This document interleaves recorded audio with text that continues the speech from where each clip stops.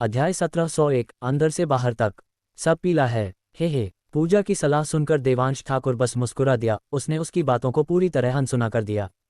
अमर्त्य स्तर पर वापस जाने पर अनगिनत लोग उसे मार डालना चाहते थे, और लगभग हर बार कोई न कोई उसे सलाह देता था कि वह विरोध न करे, बल्कि अपना सिर झुका ले और हार मान ले।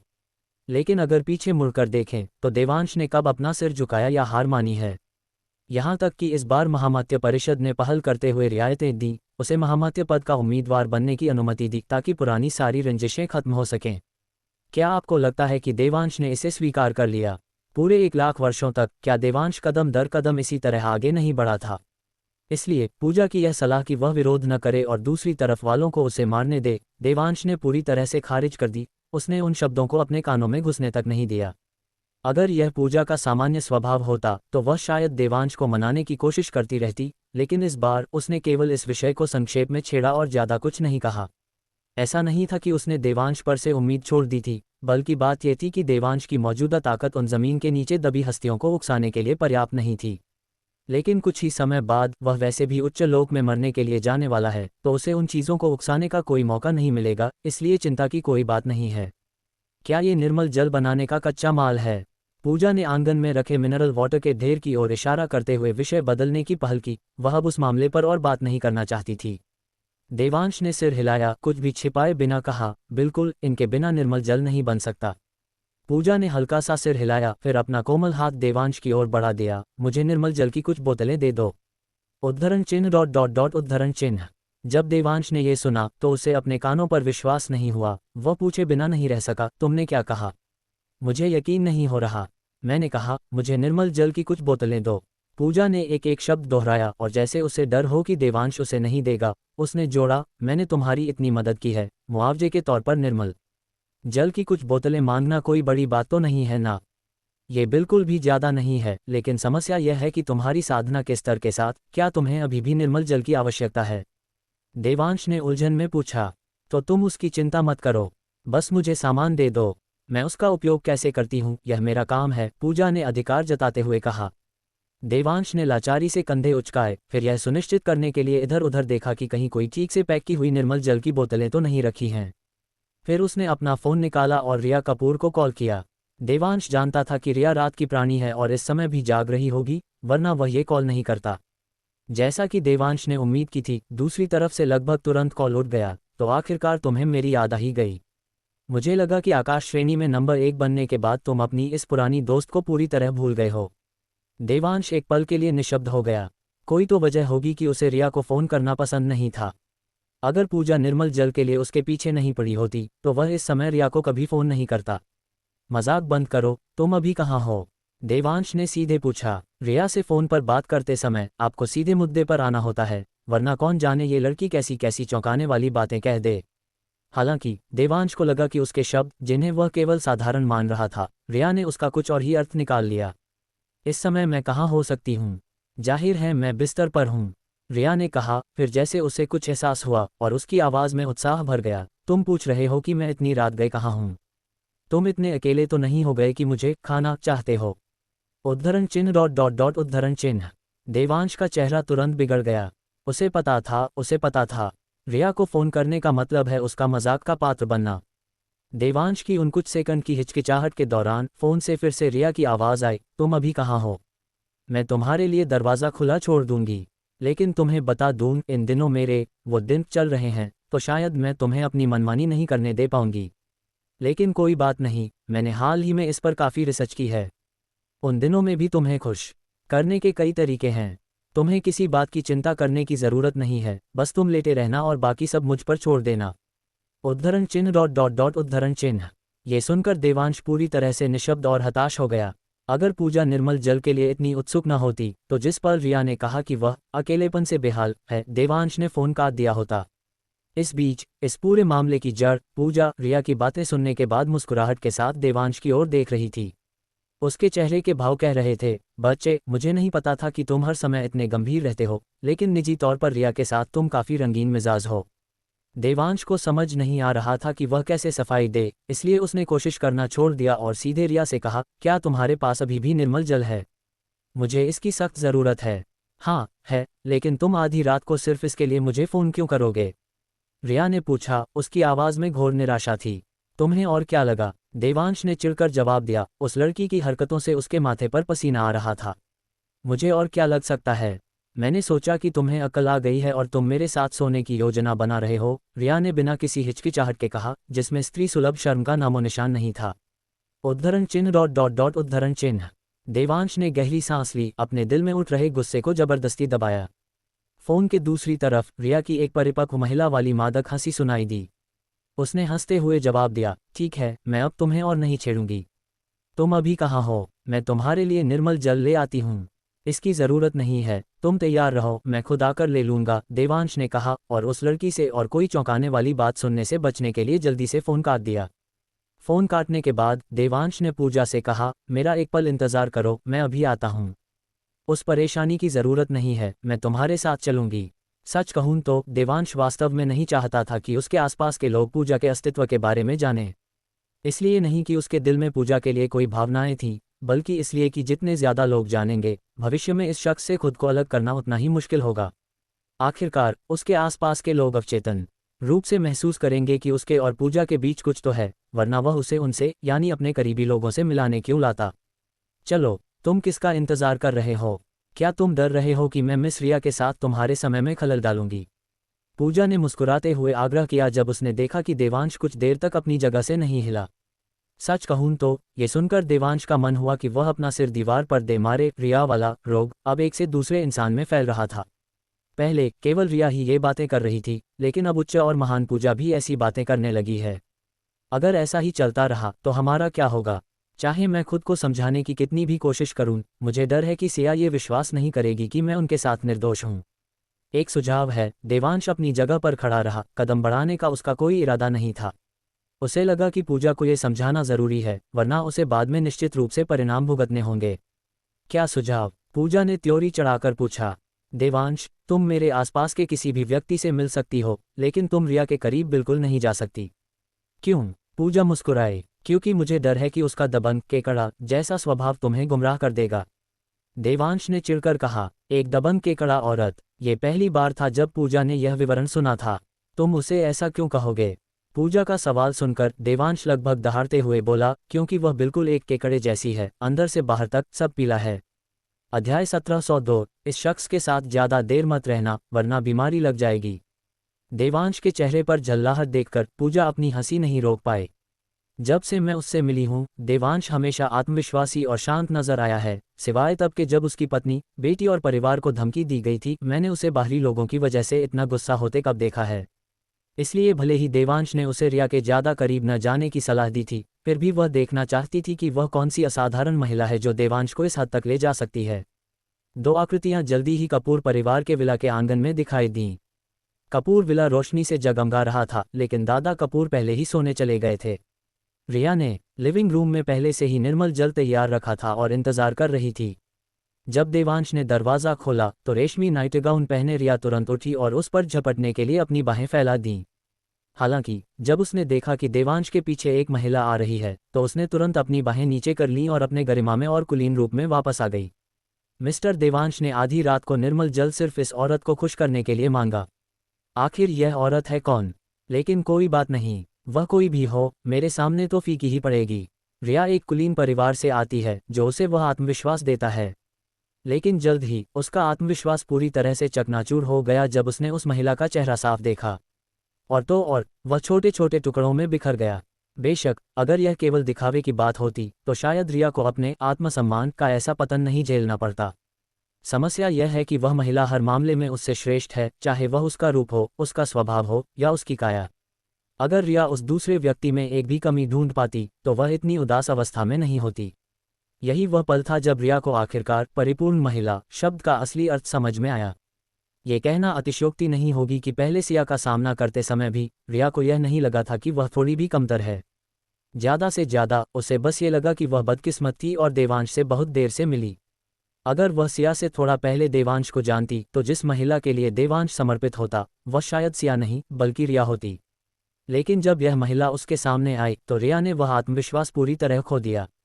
इतना ही नहीं, उसे ये भी लगा कि अगर वह इस महिला से पहले देवांश को जानती, और भले ही उस समय देवांश उसके प्रति समर्पित होता, तब भी जैसे ही यह महिला प्रकट होती, देवांश की आत्मा निश्चित रूप से उस पर मोहित हो जाती। ये रिया की हीन भावना नहीं है, ये बस इतना है कि एक परिपूर्ण महिला में ऐसी शक्ति होती है। वरना क्या आपको लगता है कि परिपूर्ण महिला का खिताब सिर्फ दिखावे के लिए है?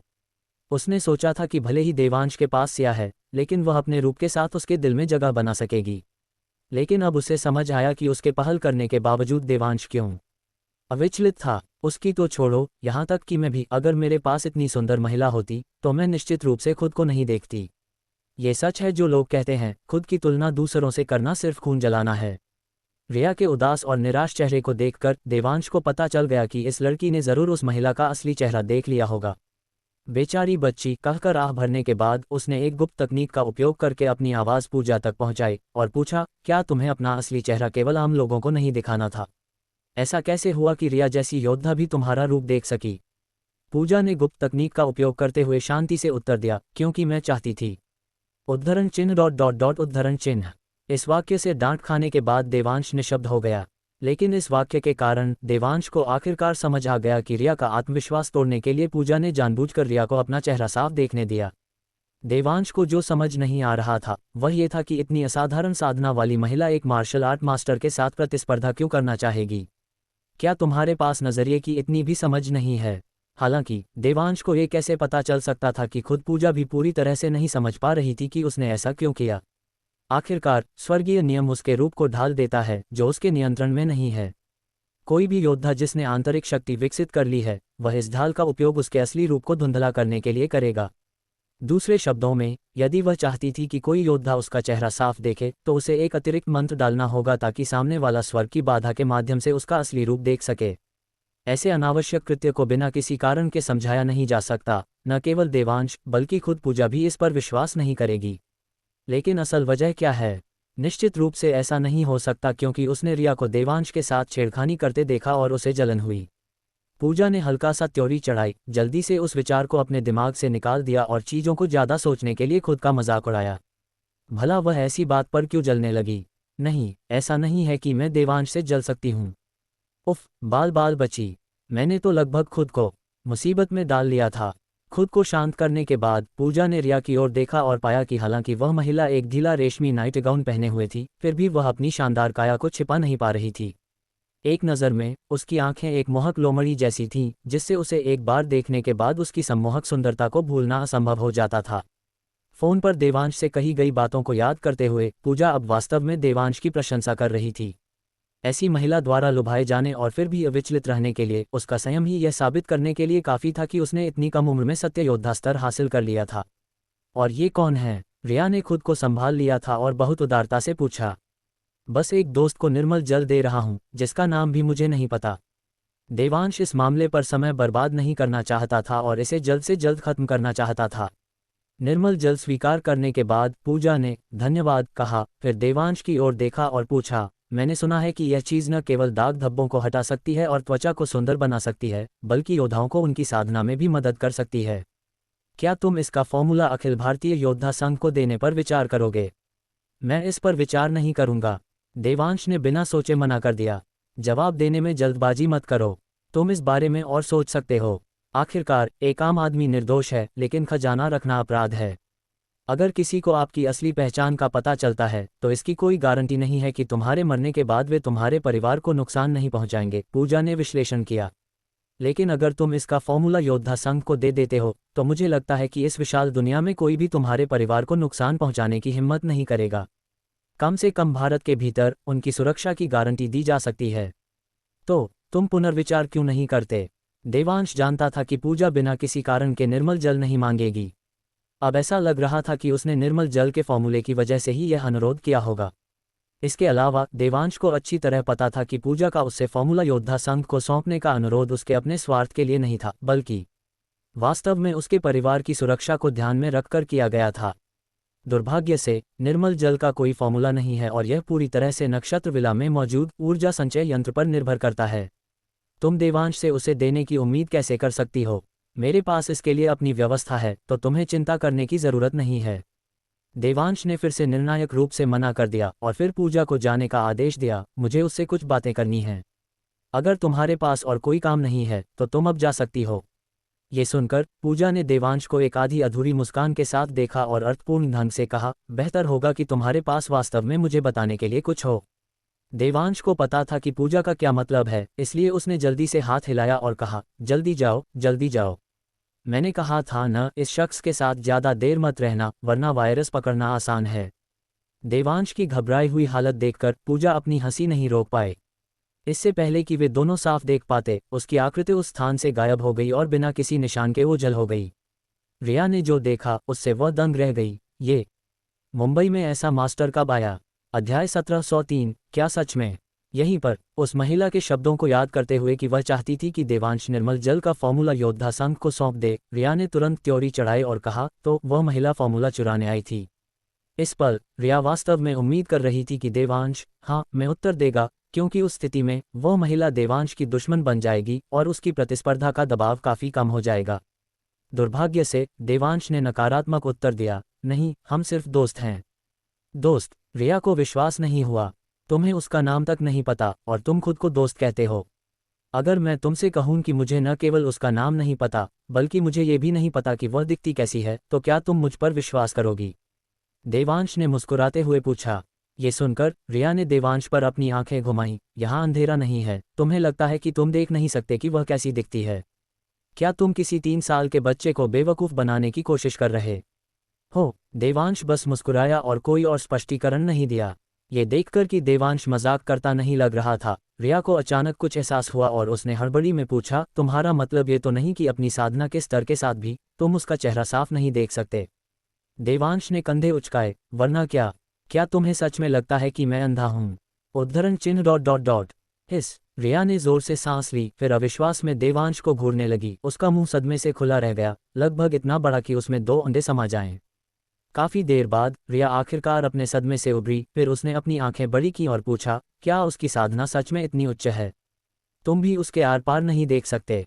वरना तुम्हें क्या लगता है कि मैं उसे आधी रात को तुमसे निर्मल जल मांगने के लिए यहाँ लाता?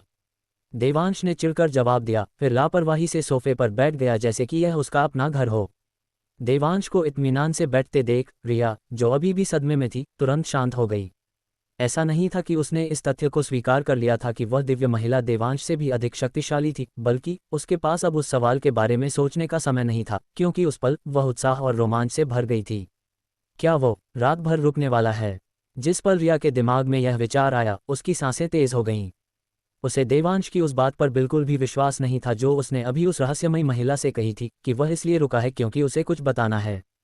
क्या मजाक है? जब भी उसे मुझे कुछ बताना होता था, वह हमेशा मुझे सीधे फोन करता था। क्या इस बार तुम ड्रामा कर रहे हो? क्या तुम्हें सच में आमने सामने खुद को समझाना है? क्या इसका मतलब यह है कि वह मुझे कुछ बताना चाहता है? वह साफ तौर पर बस मेरे साथ मिलना चाहता है। स्पष्टीकरण तो बस उस रहस्यमयी महिला से छुटकारा पाने का एक बहाना था। रिया को अपने निर्णय पर बहुत भरोसा था। जल्द ही उसके साथ प्यार करने के विचार ने रिया को महसूस कराया कि उसका शरीर बेकाबू होने लगा है। तुम वहां क्यों खड़ी हो? बैठ जाओ। देवांश उसे वहां खाली नजरों से खड़ा देखकर याद दिलाए बिना नहीं रह सका। उद्धरण चिन्ह डॉट डॉट डॉट करो। ये सुनकर रिया कांप उठी, उसका दिमाग उस शब्द से भर गया। उसने इसे बिल्कुल नहीं छिपाया, उसने इतनी बेबाकी से बोला, कैसा रहेगा अगर? रिया ने अपनी मुद्रा ठीक की और कुछ अजीब तरह से पूछा, मेरे कमरे में चलें? हालांकि उसने अक्सर देवांश को लुभाने की कोशिश की थी, लेकिन जब ये होने वाला था तो वह थोड़ी नर्वस थी, जिससे उसके गाल थोड़े लाल हो गए। लेकिन ठीक यही वह हल्की लाली थी जिसने उसके गालों को गुलाबी और गोरा बना दिया, जिससे वह और भी मनमोहक लग रही थी। ये सुनकर देवांश तुरंत नाराज हो गया, इसकी कोई ज़रूरत नहीं है, यही ठीक है। क्या तुम मजाक कर रही हो? अगर मैं तुम्हारे कमरे में गया तो मैं वहां से बिना खरोंच के कैसे निकल पाऊंगा? तुम्हारे गुलाबी गालों को देखकर अगर मैं द्रोण स्तर पर भी होता तो शायद मुझे बाहर निकलने के लिए दीवार का सहारा लेना पड़ता।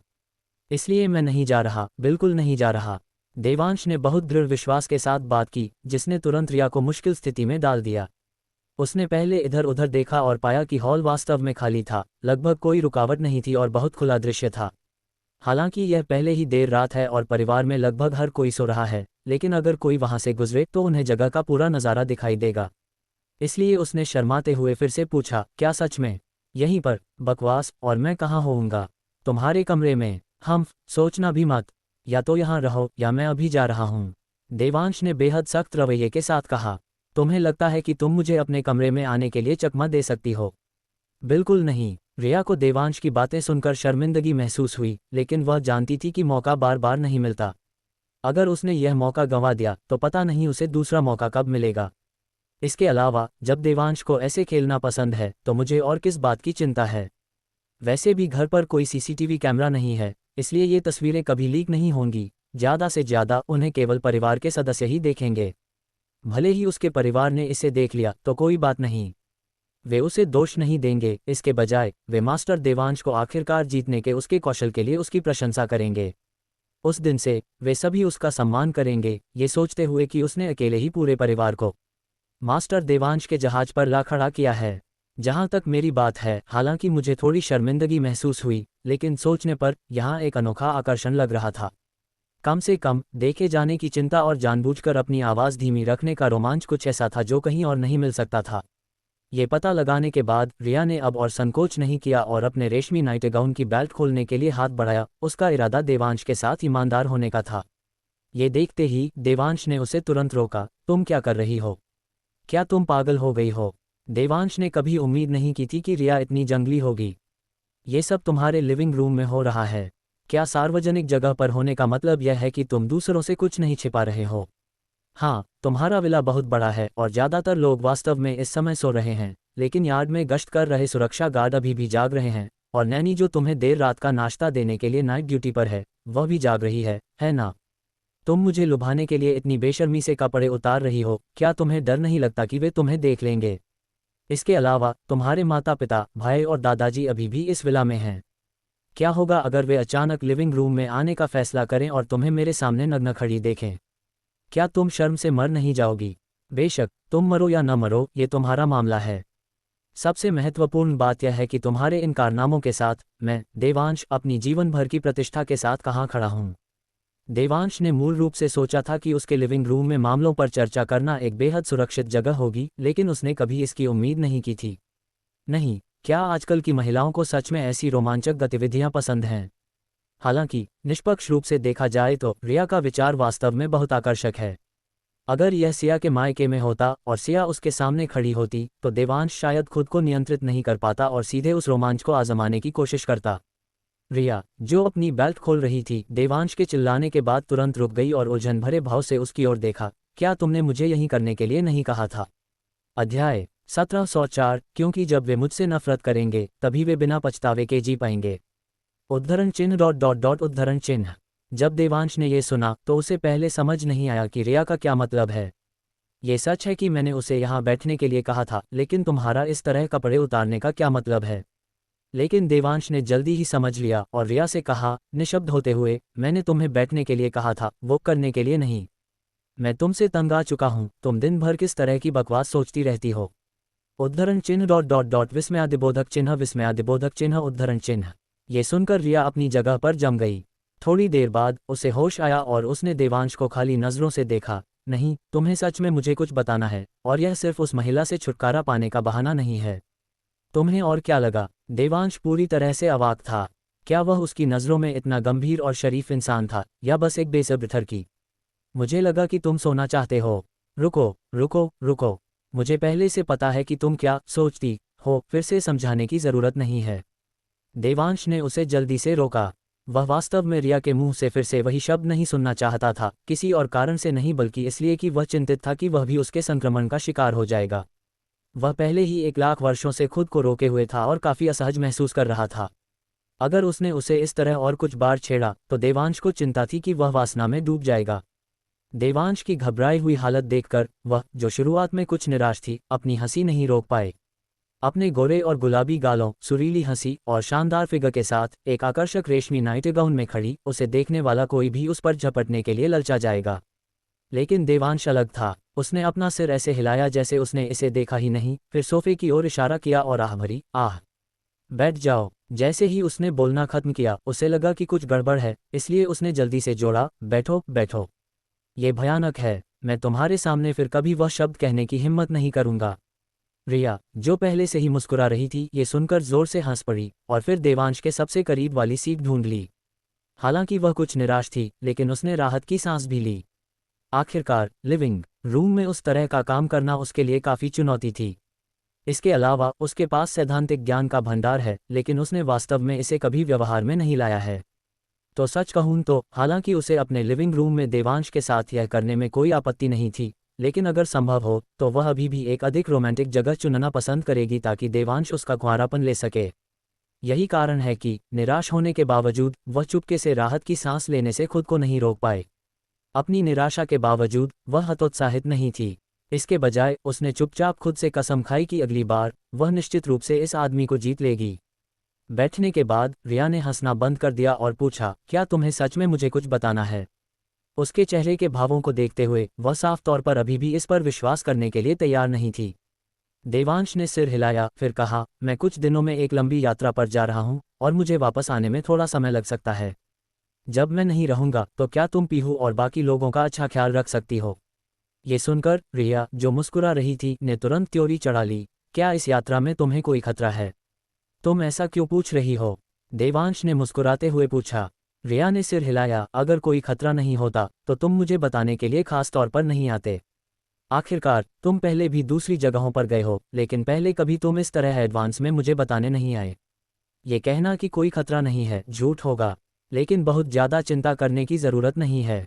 आखिरकार हम योद्धा कभी खतरे से सुरक्षित कब होते हैं? देवांश ने लापरवाही से कहा। ये सच है। रिया ने हल्का सा सिर हिलाया, लेकिन वह अभी भी थोड़ी चिंतित थी। आखिरकार इस बार देवांश का व्यवहार वास्तव में बहुत असामान्य था। चूंकि मुसीबत है, क्या हमें लक्ष्य को साथ लाना चाहिए? उसकी सहायता से ये बहुत सुरक्षित होना चाहिए, रिया ने तुरंत सुझाव दिया। जहां तक पीहू का सवाल है, मैं दादाजी से सेना से कुछ लोगों को स्थानांतरित करवा सकती हूँ। इसकी कोई ज़रूरत नहीं है। मेरे लिए अकेले रहना ज़्यादा सुविधाजनक है। मैं अपनी मर्जी से आ जा सकता हूँ, बिना ओल्ड लक्ष्य की चिंता किए। देवांश ने सीधे मना कर दिया। मैं इस बार साफ तौर पर अपनी मौत के पास जा रहा हूँ। मैंने इतने अच्छे काम के लिए लक्ष्य को साथ आने के लिए क्यों कहा? क्या यमलोक की सड़क पर उसे कंपनी मिलेगी? तुम कितने समय तक बाहर रहोगे? क्या मैं तुम्हारे लिए कुछ कर सकती हूँ? रिया ने त्योरी चढ़ाकर पूछा। हालांकि उसके चेहरे पर अभी भी पहले वाली लाली थी, लेकिन उसने अपना सक्षम और परिपक्व व्यवहार वापस पा लिया था। यही मुझे तुम्हें बताना है। देवांश ने सिर हिलाया और अपनी बात जारी रखी। मैं लगभग 1 महीने में निकल जाऊंगा। अगर मैं 3 महीने में वापस नहीं आता हूं, तो तुम्हें सियांश ग्रुप के आधे शेयर सिया को देने चाहिए और बाकी आधे अपने नाम पर ट्रांसफर कर लेने चाहिए। देवांश, तुम? रिया बोलने ही वाली थी कि देवांश ने उसे इशारे से रोक दिया। मुझे अपनी बात पूरी करने दो। उद्धरण चिन्ह डॉट डॉट डॉट उद्धरण चिन्ह। रिया हिचकिचाई, उसका चेहरा असामान्य रूप से गंभीर और दुखद हो गया, क्योंकि वह अच्छी तरह जानती थी कि चूंकि देवांश ने इसे इस तरह रखा है, इसका मतलब है कि इस लंबी यात्रा के खतरे स्पष्ट रूप से देवांश के नियंत्रण से बाहर हो गए थे।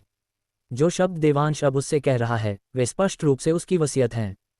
फिर भी उसने देवांश के निर्देशों का पालन किया और चुपचाप सुनती रही, क्योंकि वह ये पता लगाना चाहती थी कि क्या हो रहा है। केवल इसी तरह वह इस गतिरोध को तोड़ने का रास्ता खोज सकती है। तुम्हारे प्रबंधन के बिना सियांश ग्रुप आज जैसा है वैसा नहीं होता, इसलिए मैं सियांश ग्रुप को तुम्हें सौंपने में सहज हूँ। अगर तुम्हें लगता है कि सिया की 50% हिस्सेदारी बहुत अधिक है, तो एक बार समूह के सही रास्ते पर आने के बाद तुम उसे अपनी हिस्सेदारी कम करने दे सकती हो। नक्षत्र विला मत बेचना। अंदर का जादुई एरे अगले 30 वर्षों तक काम करने में सक्षम होना चाहिए, जो निर्मल जल की आपूर्ति के लिए पर्याप्त है। साथ ही सेना के साथ सहयोग बनाए रखना, अन्यथा निर्मल जल का फॉर्मूला अकेले कपूर परिवार द्वारा सुरक्षित नहीं रखा जा सकता। अंत में और सबसे महत्वपूर्ण बात, अगर वे मेरे ठिकाने के बारे में पूछें तो तुम जो भी करो उन्हें सच मत बताना। बस इतना कहना कि मैं अपने पुराने तरीकों, शराब और जुए की लत में वापस पड़ गया हूं और मैंने अपने परिवार को छोड़ दिया है और कोई नहीं जानता कि मैं कहाँ गया हूँ। देवांश शांति से बोल रहा था, लेकिन रिया सुनते सुनते और भी दुखी होती जा रही थी। उसके गाल, जो आड़ू के फूल की तरह खिले हुए थे, अब आंसुओं से भीग गए थे। क्यों? तुमने उन्हें सच क्यों नहीं बताया? रिया ने पूछा। उसका गला रुंध गया था। ये सुनकर देवांश थोड़ा मुस्कुराया, लेकिन मुस्कान के पीछे एक गहरी लाचारी छिपी थी, क्योंकि जब वे मुझसे नफरत करेंगे तभी वे अपराधबोध के बोझ के बिना अपनी जिंदगी जी पाएंगे और अपना जीवन सुकून से बिता सकेंगे। अध्याय 1705। मैं तुमसे इस बारे में भीख मांग रहा हूँ। ये सुनकर रिया अपनी जगह पर सन्न रह गई। अपने पूरे जीवन में उसकी शिक्षा और जिन उदाहरणों को उसने देखा है, उन्होंने उसे सिखाया है कि परिवार के सदस्यों से प्यार का खुलकर इजहार करना चाहिए, न कि इसे अंदर दबाकर रखना चाहिए या उनसे निपटने के लिए नफरत का इस्तेमाल करना चाहिए। लेकिन देवांश ने ठीक इसके विपरीत किया, वास्तव में अपने परिवार के साथ रिश्ता खत्म करने के लिए नफरत का इस्तेमाल किया। अपने कुकर्मों का बदला लेने का ये तरीका, ताकि उसका परिवार उसे याद न करे और यहाँ तक कि उसकी विरासत को भी बर्बाद कर दे, ऐसा कुछ था जो रिया ने पहले कभी नहीं सुना या देखा था। लेकिन वह ये भी समझ गई कि यही वह असर था जो देवांश हासिल करना चाहता था। वह उम्मीद करता था कि वह इस तरीके का इस्तेमाल करके अपने परिवार को उसकी दौलत उड़ाने और अच्छी जिंदगी जीने के लिए मजबूर करेगा। तुमने हमें छोड़ दिया, ठीक है, तो हम तुम्हें दिखाएंगे कि हम तुम्हारे बिना भी बेहतर जी सकते हैं। ये ठीक इसी मानसिकता के कारण है कि उसके परिवार के सदस्यों ने, ये जानने के बाद कि देवांश ने उन्हें छोड़ दिया है, उदास महसूस नहीं किया, बल्कि पहले से बेहतर जीवन जिया। देवांश इस मानसिकता का फायदा उठाना चाहता था, सारा दोष अपने ऊपर लेते हुए, ताकि उसका परिवार बेहतर जीवन जी सके। देवांश को शांति से ये शब्द कहते देख रिया को लगा जैसे उसका दिल चीरा जा रहा हो। वह अच्छी तरह जानती थी कि ये फैसले लेते समय देवांश बहुत दर्द में रहा होगा, लेकिन अपनी पत्नी और बच्चों के लिए फिर भी उसने ये फैसले दृढ़ता से लिए। हालांकि रिया देवांश नहीं थी, लेकिन ये पहली बार था जब उसने दिल टूटने का एहसास इतना प्रत्यक्ष रूप से अनुभव किया था। आखिरकार उसके दिमाग में देवांश के स्तर की साधना वाले व्यक्ति को बहुत पहले ही बिना किसी चिंता के जो चाहे वो करने में सक्षम होना चाहिए था। सादे शब्दों में, ऐसा व्यक्ति निश्चित रूप से उस तरह का व्यक्ति होगा जो अपने साधना स्तर को बनाए रखने के लिए सब कुछ कुर्बान करना पसंद करेगा। लेकिन मेरे सामने खड़ा यह आदमी उस तरह के व्यक्ति के बिल्कुल विपरीत था। वह हर समय अपने परिवार के बारे में सोचता था, ये जानते हुए भी कि वह मरने वाला है। वह नहीं चाहता था कि उसका परिवार उसके लिए शोक मनाए। इसके बजाय वह उम्मीद करता था कि वे उससे नफरत करेंगे और अपनी बाकी जिंदगी नफरत और बदले के साथ जिएंगे। किस तरह का प्यार इतनी गहराई तक पहुंच सकता है? रिया को नहीं पता था कि सिया और बाकी लोग सच जानने के बाद कैसी प्रतिक्रिया देंगे, लेकिन रिया खुद देवांश की योजनाओं के बारे में जानने के बाद इतनी टूट गई थी कि वह मुश्किल से सांस ले पा रही थी। ठीक इसी पल उसे अचानक एहसास हुआ कि शुरू से ही वह उसकी अथाह साधना से आकर्षित नहीं थी, बल्कि उसकी जिम्मेदारी और आकर्षण की भावना से थी। इससे पहले उसने देवांश को हर तरह से लुभाने की कोशिश की थी, शायद थोड़े स्वार्थ और उसे छेड़ने के लिए, लेकिन इस पल उसने उन विचारों को पूरी तरह से त्याग दिया था और पूरे दिल से इस आदमी की रक्षा करना चाहती थी। वह उसे अपना सब कुछ दे देगी, भले ही इसका मतलब उसे अपना फायदा उठाने देना हो। रिया को नहीं पता था कि वह अपने अंदर के दर्द को कैसे व्यक्त करे। उन सभी शब्दों में से जो वह कहना चाहती थी, वह केवल एक कांपता हुआ वाक्य निकाल सकी, क्या हम इस लंबी यात्रा पर नहीं जा सकते? जब उसने वे शब्द कहे तो रिया ने जैसे अपनी सारी ताकत लगा दी थी, जैसे कि अगर वह सावधान न रही तो वह सोफे पर गिर जाएगी। इस पल वह दुखी लग रही थी और उसकी आंखों में आंसू भर आए थे। उसने मूल रूप से सोचा था कि देवांश उसके साथ हमबिस्तर होने के लिए रुका था, लेकिन उसने कभी उम्मीद नहीं की थी कि यह एक आखिरी विदाई होगी। ये बड़ा अंतर किसी भी महिला के लिए अस्वीकार्य होगा। ये सुनकर देवांश ने सिर हिलाया और दृढ़ स्वर में उत्तर दिया, मुझे जाना ही होगा। आखिर किस चीज़ ने तुम्हें इस हद तक पहुंचा दिया? रिया की आवाज़ रुंधने लगी, उसकी आंखें देवांश पर टिकी थीं, जैसे डर हो कि अगर वह सावधान न रही तो उसके सामने खड़ा आदमी पूरी तरह से गायब हो जाएगा। वह सख्त जानना चाहती थी कि वह कौन सी भयानक चीज़ है जिसने देवांश को वसीयत छोड़ने पर मजबूर कर दिया। आखिरकार अपनी समझ के आधार पर वह बस यह नहीं समझ पा रही थी कि देवांश आकाश श्रेणी में शीर्ष पर अपने वर्तमान साधना स्तर के साथ दुनिया में किसी के द्वारा भी इस स्थिति में कैसे मजबूर किया जा सकता है। तुम्हें बारीकियों को जानने की ज़रूरत नहीं है, जितना कम जानो उतना बेहतर है। देवांश ने सिर हिलाया और मुस्कुराया। उसका रिया को पूरी कहानी बताने का कोई इरादा नहीं था। यह न चाहने के अलावा कि रिया उच्च लोक के बुजुर्गों की परिषद और मछुआरों के बीच के विवादों में शामिल हो, सबसे महत्वपूर्ण कारण था। वह चिंतित था कि अगर उसने रिया को सच बताया तो वह शायद खुद को रोक नहीं पाएगी और सिया को सच बता देगी। एक बार जब सिया को सच पता चल जाएगा तो खुद के प्रति नफरत से प्रेरित होकर बदले की जिंदगी जीने की उसकी योजना पूरी तरह से विफल हो जाएगी। सिया के चरित्र को देखते हुए, जो इतनी गहराई से प्यार करती थी कि उसने पीहू के शरीर को अपनी बाहों में लेकर एक इमारत से छलांग लगा दी थी, सच जानने के बाद वह प्यार के लिए आत्महत्या नहीं करेगी। हालांकि एक बार जब पीहू अपना परिवार शुरू कर लेगी तो वह निश्चित रूप से फिर से चरम कदम उठाएगी। छोटे समूह के अपना परिवार बनाने से पहले वह पीहू को पता चले बिना हर रात एक कोने में चुपके से आंसू बहाएगी। देवांश नहीं चाहता था कि सिया उसकी मौत की वजह से हर दिन आंसुओं में बिताए। वह चाहता था कि सिया अच्छी तरह से जिए, भले ही उसका दिल उसके लिए नफरत से भरा हो। क्या कोई और रास्ता नहीं है? रिया के आंसू बेकाबू होकर गिरने लगे। उसे लगा जैसे कोई उसका दिल जोर से निचोड़ रहा हो और बहुत दर्द हो रहा था। वह इतने दर्द में थी कि वह मुश्किल से सांस ले पा रही थी। देवांश ने एक फीकी मुस्कान दी और लाचारी से सिर हिलाया, कोई और रास्ता नहीं है। रिया का ग्लैमरस और परिपक्व चेहरा पहले से ही आंसुओं से ढका हुआ था और देवांश के शब्द सुनकर वह तुरंत फूट फूट कर रोने लगी। उसका चेहरा इतना दुखद था कि दिल दहला देने वाला था। उसने और कुछ नहीं कहा, बस अपनी छाती को कसकर पकड़ लिया, आंसुओं को अपने गालों और कपड़ों को भिगोने दिया। ये देखकर देवांश को उसके लिए थोड़ा बुरा लगा, इसलिए उसने मुस्कुराते हुए उसे दिलासा दिया, इतना ज्यादा भावुक होने की जरूरत नहीं है। मैं बस एहतियातन कह रहा था, ऐसा नहीं है कि मैं 100% वापस नहीं आऊंगा। ये सुनकर रिया अविचलित रही। साफ तौर पर रिया का अपना निर्णय था। वह देवांश के चरित्र को बहुत अच्छी तरह जानती थी। वह कभी भी कोई काम व्यर्थ में नहीं करता था। एक बार जब उसने कुछ किया तो इसका मतलब था कि चीजें काफी हद तक तय थीं और उसकी उम्मीदों के अनुसार विकसित होंगी। अब जब वह अपनी वसीयत छोड़ने के लिए, या यूं कहें अपने बच्चों को उसे सौंपने के लिए देर रात मेरे पास आया है, तो इसका मतलब है कि उसने मूल रूप से तय कर लिया है कि वह वापस नहीं आ रहा है। ठीक है, मुझे बस इतना ही कहना था। जाओ, मुंह धो लो और सो जाओ। देवांश खड़ा हुआ और दरवाजे की ओर चलने के लिए मुड़ा, लेकिन जैसे ही वह दरवाजे पर पहुंचा, वह एक और सलाह जोड़ने से खुद को नहीं रोक सका। तुम्हारे कपूर परिवार के पास सेना के संबंध हैं और अब तुम सियांश ग्रुप को नियंत्रित करती हो। अगर मैं वास्तव में वापस नहीं आता हूं तो कृपया मेरे लिए पीहू और बाकी लोगों का अच्छा ख्याल रखना। कम से कम उन्हें भूखा मत मरने देना। मैं तुमसे भीख मांग रहा हूं। इतना कहने के बाद देवांश की आकृति ओझल हो गई और रिया सोफे पर सन रह गई। उसे नहीं पता था कि कितना समय बीत गया, लेकिन खाली लिविंग रूम को देखते हुए रिया, जो चुपचाप आंसू बहा रही थी, अचानक फूट फूट कर रो पड़ी, सोफे पर गिर गई और अपना दिल खोलकर रोने लगी। तुम अच्छी तरह जानते हो, तुम जानते हो कि अगर तुम मुझसे भीख न भी मांगते तब भी मैं तुम्हारे परिवार का बहुत अच्छा ख्याल रखती। तुम अभी भी मुझसे भीख क्यों मांग रहे हो? क्या तुम्हें सच में लगता है कि मैं तुमसे इतनी दूर हूं? तुम कमबख्त, देवांश, तुम एक नंबर के कमबख्त हो। कपूर परिवार के विला के विशाल लिविंग रूम में रिया की दिल दहला देने वाली चीखें गूंज उठीं। अध्याय 1706। तुम सच में सहनशीलता शब्द के हकदार हो। लीप दिए पर्वत, नकली पहाड़ी की चोटी पर एक काला ट्रेंच कोट हवा में लहरा रहा था। देवांश ठाकुर, जो घर जाकर सोने की योजना बना रहा था, ने देखा कि वह अभी तक गई नहीं है। वह थोड़ा झुका और उसके पास आ गया। क्या हुआ? तुम्हें लगा कि मैं उसके साथ सोने वाला हूं, इसलिए यहां खड़े होकर मेरी जासूसी कर रही हो? देवांश ने मुस्कुराते हुए छेड़खानी की। तुम्हें उसके साथ इतना क्रूर नहीं होना चाहिए था। पूजा ने देवांश के मजाक को नजरअंदाज किया और एक ऐसी बात कही जिसका अभी की बातचीत से कोई लेना देना नहीं था। तो फिर हमें क्या करना चाहिए? उसे उम्मीद में लटकाए रखूं? उसे अपने सुनहरे साल मुझ पर बर्बाद करने दूं? देवांश ने सिर हिलाया। मैं उसे वो नहीं दे सकता जो वो चाहती है, लेकिन कम से कम मैं उसके ख्यालों पर पूर्ण विराम तो लगा सकता हूं, ताकि वो मुझे भुला सके, नई शुरुआत कर सके और अपनी बाकी जिंदगी का लुत्फ़ उठा सके। तो तुम्हें सच में लगता है कि रिया कपूर तुम्हें भुला पाएगी? या तुम्हें अपने निजी आकर्षण का बिल्कुल भी अंदाजा नहीं है? पूजा ने हल्के व्यंग्य के साथ कहा।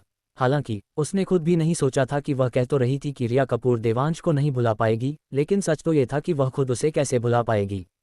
शायद उसे लगता था कि उसके मन में देवांश के लिए कोई खास जज्बात नहीं है, लेकिन सच तो यह है कि जिस पल उसने उसे के टीवी में देखा था, वह उस साफ आंखों वाले लड़के में दिलचस्पी लेने लगी थी। वरना इतने समय तक उसे जिंदगी इतनी नीरस न लगती, सिवाय उन पलों के जब देवांश साथ होता था। बेशक देवांश के लिए उसकी भावनाएं रिया कपूर जितनी गहरी नहीं थीं।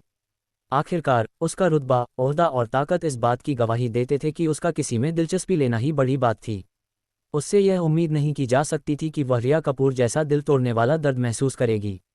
लेकिन फिर वही बात, अगर उसके दिल में देवांश के लिए जज्बात थे भी, तो वह निश्चित रूप से इसे स्वीकार नहीं करती, क्योंकि वह हमेशा अपने लिए एक बहाना ढूंढ सकती थी, मानवता के लिए एक उत्तराधिकारी खोजना। एक बार जब वह बहाना खत्म हो जाएगा, शायद तब वह अपने दिल को साफ साफ समझ पाएगी। लेकिन यह एक और समय की कहानी है। आगे क्या होगा, यह भी अनिश्चित है। आखिरकार देवांश उसका उत्तराधिकारी तभी नहीं बन पाएगा जब वह मर चुका होगा।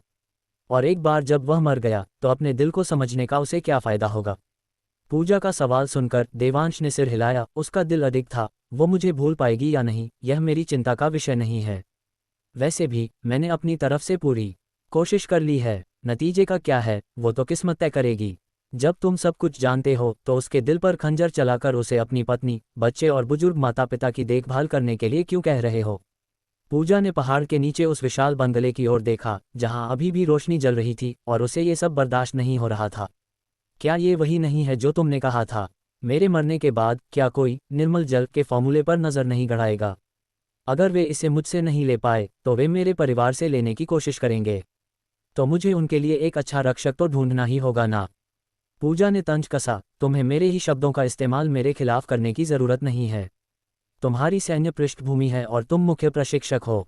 उन विदेशी ताकतों के अलावा तुम्हारे परिवार पर हाथ डालने की हिम्मत कौन करेगा? तुमने खुद कहा विदेशी ताकतें भी शामिल हैं, तो क्या हमें एहतियात के तौर पर अतिरिक्त तैयारी नहीं करनी चाहिए? देवांश ने मुस्कुराते हुए कहा, फिर भी तुम्हें यह नहीं कहना चाहिए था कि तुम मुझसे भीख मांग रहे हो। क्या तुम्हें नहीं पता कि वे शब्द कितने चुभने वाले थे? पूजा ने माथे पर शिकन और थोड़े उदास चेहरे के साथ पूछा। भले ही उसे जीवन के सुख दुख की आदत थी, फिर भी रिया कपूर की दिल दहला देने वाली चीखों ने उसे गहराई से प्रभावित किया था, जैसे कि वह खुद उस दर्द से गुजर रही हो। यही तो बात है, मैं ये जानता हूँ, इसीलिए मुझे बोलना पड़ा, देवांश ने शांत भाव से कहा। 1 लाख साल के अनुभव ने उसे तार्किकता के लगभग असामान्य स्तर तक पहुंचा दिया था। इसके अलावा पीहू और बाकी लोगों के लिए मैं वास्तव में और ईमानदारी से उससे मदद मांगना चाहता हूं, देवांश ने कहा। उसके चेहरे के भाव पढ़ पाना नामुमकिन था।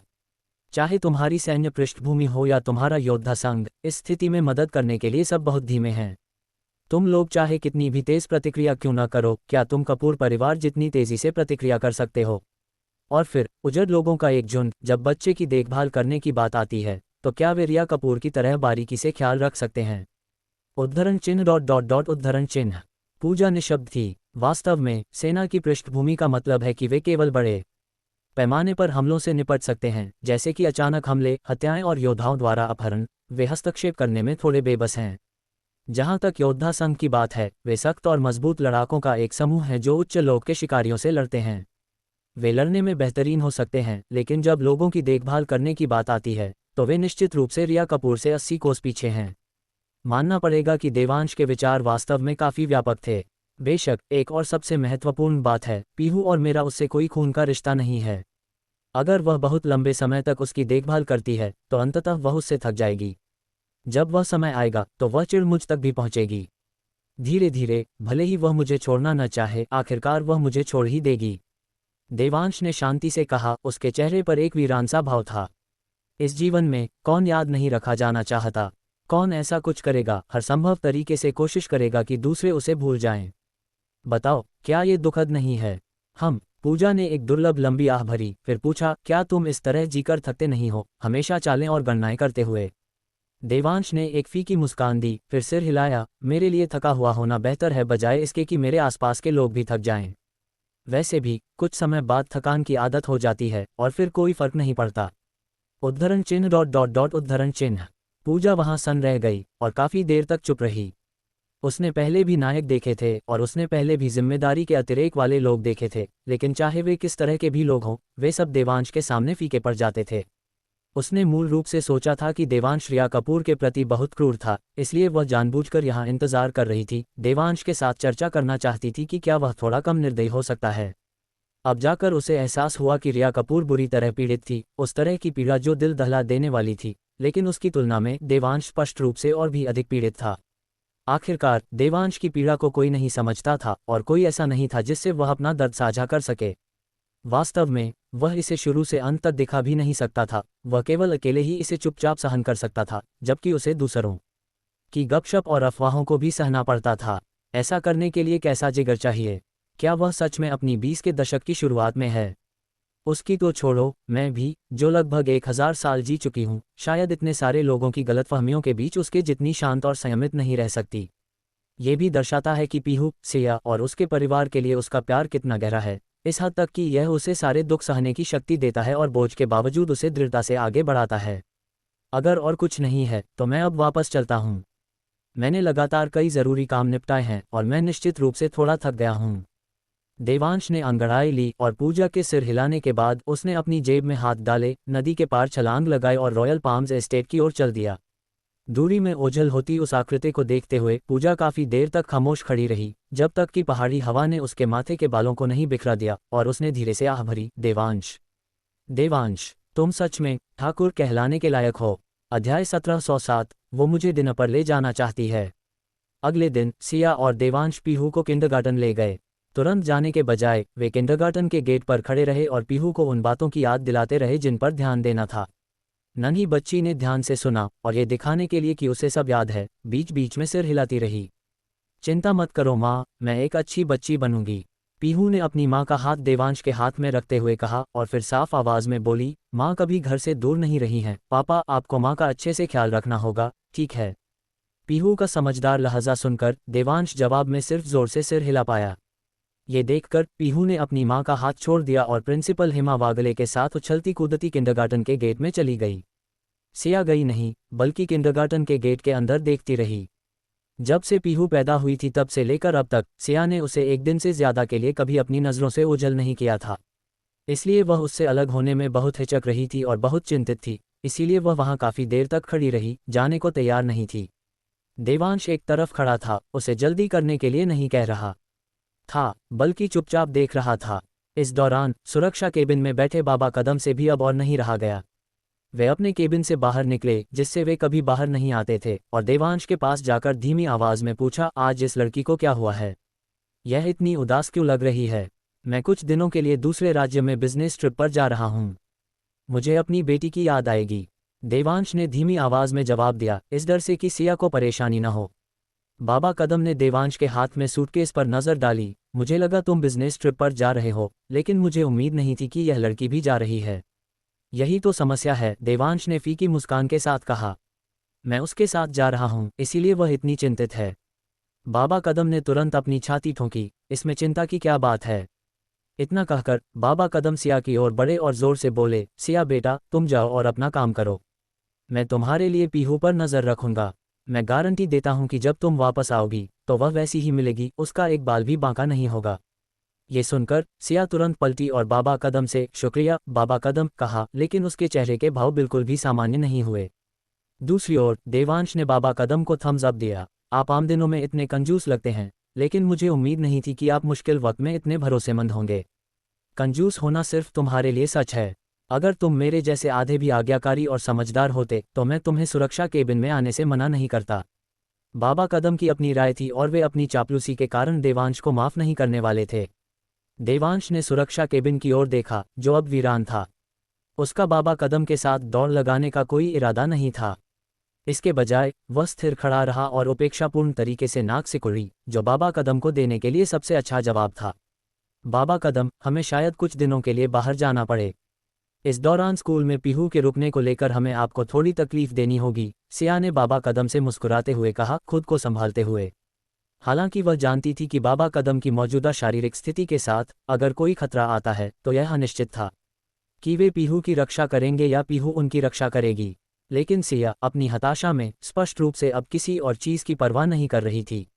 उसने लगभग हर उस व्यक्ति से बात की जिससे वह कर सकती थी, जिसमें किंडरगार्टन प्रिंसिपल हिमा वागले, क्लास टीचर वगैरह शामिल थे। बेशक उसने सुरक्षा केबिन में बाबा कदम का भी जिक्र किया। चिंता मत करो सिया बेटा, जब तक मैं यहाँ हूँ इस दुनिया में कोई भी पीहू को जरा भी चोट नहीं पहुंचा सकता। बाबा कदम ने अपनी छाती ठोंकी और उसे आश्वासन दिया। उनका लहजा वास्तव में वीरता से भरा था। लेकिन इससे पहले कि वह अपना आभार व्यक्त कर पाती, देवांश उसे खींच कर ले गया। उसे खींचते हुए वह बड़बड़ाया, इनकी डींगें इतनी बड़ी हैं, मुझे खुद पर शर्म आ रही है।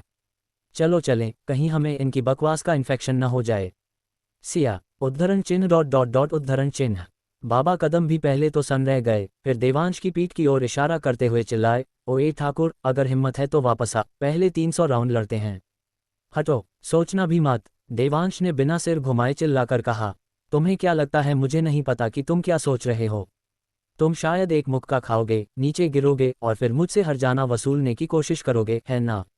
मैं तुम्हारे ये 35 बरसों से देख रहा हूँ। मेरे पास मेडिकल इंश्योरेंस है, मुझे तुमसे वसूली करने की क्या ज़रूरत है? अभी वापस आ, वरना मैं तुझे जान से मार दूंगा।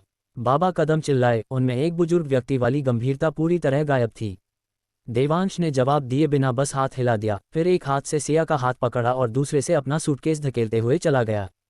हालांकि वे दोनों तमाशा कर रहे थे, लेकिन देवांश, बाबा कदम और यहाँ तक कि सिया भी जानते थे कि वे बस बातें कर रहे थे। एक साधारण उदाहरण देने के लिए, अगर बाबा कदम वास्तव में देवांश से पैसे ऐंठना चाहते तो देवांश बिल्कुल भी गुस्सा नहीं होता। इसके बजाय वह बस हंसता और बाबा कदम को उसे लूटने देता और वह जीवन भर बाबा कदम की अच्छी देखभाल करता। हालांकि बाबा कदम सिया को याद दिलाने के अपने पिछले कार्य का उपयोग देवांश से चीज़ें मांगने के लिए कर सकते थे, लेकिन उन्होंने ऐसा नहीं किया। भले ही वे जानते थे कि देवांश की पहचान साधारण नहीं थी, उनके मन में कोई गलत इरादे नहीं थे और उन्होंने देवांश के साथ एक सामान्य रवैया रखा। ये दोनों शायद उस दोस्ती का सही उदाहरण है जो उम्र से परे है। काफी दूर चलने के बाद सिया बार बार पीछे मुड़कर किंडरगार्टन गेट की दिशा में देख रही थी। ये देखकर देवांश को उस पर थोड़ी दया आई और उसने कहा, हम इसे छोड़ क्यों नहीं देते? वैसे भी हमारे पास पैसों की कमी नहीं है। इसके अलावा मेरे सहकर्मी कहते हैं कि इस क्लाइंट से निपटना बहुत मुश्किल है और हमारे पास कोई मौका नहीं है। सिया ने सिर हिलाया, ऐसा नहीं चलेगा। हमने उनसे पहले ही अपॉइंटमेंट ले लिया है, हम आखिरी समय में कैसे रद्द कर सकते हैं? तो तुम मुझे क्लाइंट की जानकारी क्यों नहीं दे देती? मैं तुम्हारे लिए चला जाऊंगा। देवांश ने अपना समाधान पेश किया। रहने दो, जब तुम जा ही रहे हो तो एक और व्यक्ति से कोई फर्क नहीं पड़ेगा। सिया ने अभी भी देवांश के सुझाव को अस्वीकार कर दिया। देवांश ने माथे पर बल डाला, मुझे समझ नहीं आ रहा। अगर तुम पीहू से अलग होने में इतनी हिचक रही हो तो तुम सिर्फ एक बिजनेस कॉन्ट्रैक्ट के लिए इतनी दूर क्यों जाओगी? क्योंकि सिया रुकी, सामने वाली पार्टी एक बहुत बड़ी औषधीय जड़ी बूटी कंपनी है। मैंने सोचा कि अगर सहयोग नहीं भी हुआ तो कम से कम मैं उनसे परिचित हो सकूंगी। इस तरह जब गुरु देवांश पीहू का इलाज करेंगे और अगर उन्हें किसी जड़ी बूटी की ज़रूरत होगी तो मेरे पास खरीदने के लिए कोई जगह होगी। उद्धरण चिन्ह ... विस्मयादिबोधक चिन्ह विस्मयादिबोधक चिन्ह उद्धरण चिन्ह। ये शब्द सुनने के बाद देवांश वहीं सन रह गया। उसने हमेशा इस बारे में सोचा था क्योंकि वह अच्छी तरह जानता था कि कीमियागिरी के लिए ज़रूरी औषधीय सामग्री साधारण दवा की दुकानों में नहीं खरीदी जा सकती। यहाँ तक कि असली वैद्यशाला फार्मेसी में भी बहुत अच्छे उत्पाद नहीं थे और अंत में उन्हें हासिल करने के बाद वे कोई भी उच्च श्रेणी की गोलियां नहीं बना सके। इसलिए अगर तथाकथित गुरु देवांश के पास जड़ी बूटियों की कमी है तो यह अनुमान लगाया जा सकता है कि सिया के क्लाइंट उन्हें नहीं ढूंढ पाएंगे। इसके विपरीत भूमिगत नीलामियों में उन्हें पाने की संभावना बहुत अधिक है। लेकिन गुरु देवांश ने कहा था कि छोटी मोटी लाइलाज बीमारी बहुत पहले ही ठीक हो चुकी है और उन्हें अमृत बनाने के लिए किसी अतिरिक्त औषधीय सामग्री की आवश्यकता नहीं है। हालांकि इस घटना के माध्यम से देवांश को यह भी एहसास हुआ कि उसने सिया के नज़रिए से चीज़ों पर विचार नहीं किया था। उसने सोचा कि वह बस बच्चे की देखभाल कर रही है, उसे सुला रही है, दूध पिला रही है और क्लास अटेंड करवा रही है। लेकिन उसने कभी नहीं सोचा था कि वह पीहू को बेहतरीन बचपन और भविष्य देने के लिए अपनी पूरी कोशिश भी कर रही है। हालांकि क्योंकि वह एक योद्धा नहीं थी इसलिए उसके द्वारा किए गए कई काम देवांश की नज़र में विशेष रूप से उल्लेखनीय नहीं थे, लेकिन वे सभी ऐसे काम थे जिनके लिए उसने कड़ी मेहनत की थी। देवांश सिया के उत्साह को कम नहीं करना चाहता था और उम्मीद करता था कि वह भी पीहू को ठीक करने में शामिल महसूस करे, इसलिए उसने उसे मनाने की कोशिश करना बंद कर दिया और इसके बजाय उसे आगे ले गया। ये देखकर सिया ने कहा, इसके अलावा मैंने कमीशन मिलने के बाद तुम्हें डिनर पर ले जाने का वादा किया था। अगर मैं नहीं गई तो कमीशन कहाँ से आएगा? ये सुनकर देवांश बहुत खुश हुआ, ये जानते हुए कि यह सिया का सिर्फ एक बहाना था, वह वास्तव में उसे डिनर पर ले जाना चाहती थी। अध्याय 1708 इस्तीफा दो और घर जाकर अपने भाई के टुकड़ों पर पलो। ये जानते हुए कि दोनों आज बिजनेस ट्रिप पर जा रहे हैं, दीपिका ने उन्हें एयरपोर्ट छोड़ने की पेशकश की। इसलिए दीपिका ने कल रात अपने बॉस से छुट्टी मांगी और बॉस ने न केवल सहमति दी बल्कि तुरंत जवाब भी दिया, जिससे दीपिका को एहसास हुआ कि ऊंची पहुंच होने से काम आसान हो जाते हैं, कहावत की कीमत अभी भी बढ़ रही है। दीपिका की पूरी तैयारियों के बावजूद आज सुबह जब वे दोनों निकले तो वह सो ही रही थी। वजह दरअसल बहुत सीधी है, दीपिका ने पहले ही छुट्टी ले ली थी और जानती थी कि उसे आज काम पर नहीं जाना है, इसलिए उसने पूरी रात आधी रात तक फ़ोन पर गेम खेले और स्वाभाविक रूप से आज सुबह उठ नहीं पाए। लक्ष्मी ठाकुर उसे जगाने ही वाली थी, लेकिन सिया उसकी शांतिपूर्ण नींद में खलल नहीं डालना चाहती थी, इसलिए उसने लक्ष्मी को रोक दिया और दीपिका को सोने दिया। वैसे भी यहाँ टैक्सी मिलना आसान है, इसलिए उसे जगाने की कोई ज़रूरत नहीं है। इसलिए वे दोनों अपना सामान खींचते हुए निकले, पीहू को किंडरगार्टन छोड़ा और दीपिका को परेशान किए बिना चुपचाप निकल गए, जो अभी भी सो रही थी। अप्रत्याशित रूप से पीहू को छोड़ने के बाद उन्होंने देखा कि दीपिका अपनी जी वैगन सड़क के किनारे ले जा चुकी थी और इंतजार कर रही थी। सिया बिना एक पल सोचे समझ गई कि उनके जाने के बाद लक्ष्मी ठाकुर जरूर गई होंगी और दीपिका के दरवाजे को पीटा होगा, फिर उसे जबरदस्ती बिस्तर से घसीटा होगा। तुमने मुझे जगाया क्यों नहीं? मुझे माँ से अच्छी खासी डांट पड़ी, दीपिका ने रोनी सूरत बनाकर कहा। उसके चेहरे के भाव आज के आसमान से भी ज्यादा उदास थे, क्योंकि उसे अभी भी अपनी माँ का उसे बिस्तर से घसीटने का दृश्य याद है। ये दुनिया के अंत जैसा था। अगर वह एक सेकंड भी धीमी होती तो उसकी माँ उसे मार ही डालती। सबसे ज़रूरी बात, एक सही छुट्टी का दिन अब सुबह की इस छोटी सी घटना की वजह से उसकी माँ की दिन भर की बकबक से बर्बाद हो जाएगा, जिससे उसका पूरा दिन घर पर रहने का प्लान पूरी तरह चौपट हो जाएगा।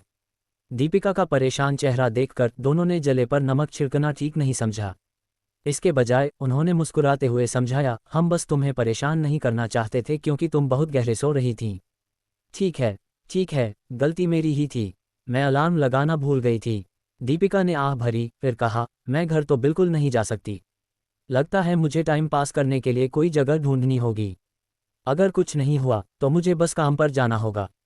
दीदी, मुझे लगता है कि आपके अंदर काम के नशे के थोड़े लक्षण हैं। देवांश ने सामान गाड़ी में रखने के बाद दीपिका से मुस्कुराते हुए कहा, तुम्हें लगता है मैं चाहती हूँ? अगर मैं तुम लोगों जितना पैसा कमा सकती तो क्या मुझे अभी भी काम करने की ज़रूरत होती? तुम्हारे लिए बोलना आसान है, तुम तो बस तंज ही कस सकते हो। दीपिका ने चिढ़कर कहा, फिर हाथ हिलाया, गाड़ी में बैठो। गाड़ी में बैठने के बाद देवांश पीछे की सीट पर बैठा जबकि सिया आगे वाली यात्री सीट पर बैठी। ये स्पष्ट नहीं था कि यह अनजाने में हुआ या जानबूझकर।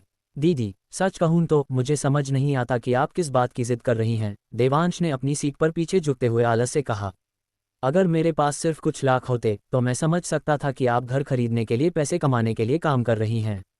लेकिन अब मेरे पास 10,000 करोड़ से ज़्यादा हैं। सिर्फ ब्याज से ही आप एक दिन में एक घर खरीद सकती हैं। मुझे सच में नहीं पता कि आप किस लिए डटी हुई हैं। तुम्हें कुछ नहीं पता। दीपिका के होंठ मुड़ गए। मैं इसे किस्मत से लड़ने का मज़ा, दुनिया से लड़ने का मज़ा और इंसान से लड़ने का मज़ा कहती हूँ। जिंदगी सिर्फ कुछ दशकों की है। अगर तुम अभी आराम से लेट गए तो क्या मरने पर तुम्हें पछतावा नहीं होगा? बहुत प्रभावशाली। देवांश ने थम्स अप दिया। कोई आश्चर्य नहीं कि यह ठाकुर परिवार की बेटी है। इसकी सोच वास्तव में असाधारण है। हालांकि जैसे ही देवांश ने उसकी तारीफ खत्म की, दीपिका ने मुंह बनाकर कहा, बड़ी सोच मेरी जूती। मुझे बस चिंता है कि तुम्हारा पैसा जल्दी आएगा और जल्दी जाएगा। अगर तुम्हारे पास कोई ढंग की नौकरी नहीं होगी तो तुम्हारा पूरा परिवार फिर से भूखा मरेगा। देवांश, इस पल वह पूरी तरह से निशब्द था, इतना शर्मिंदा कि वह अपने पैर के अंगूठे से जमीन में गड्ढा खोद सकता था। तुम्हें लगता है मैं आराम नहीं करना चाहती? दीपिका ने अपनी बात जारी रखी, हर सुबह जब मैं उठ नहीं पाती तो मैं सोचती हूँ कि मुझे बस हार मान लेनी चाहिए।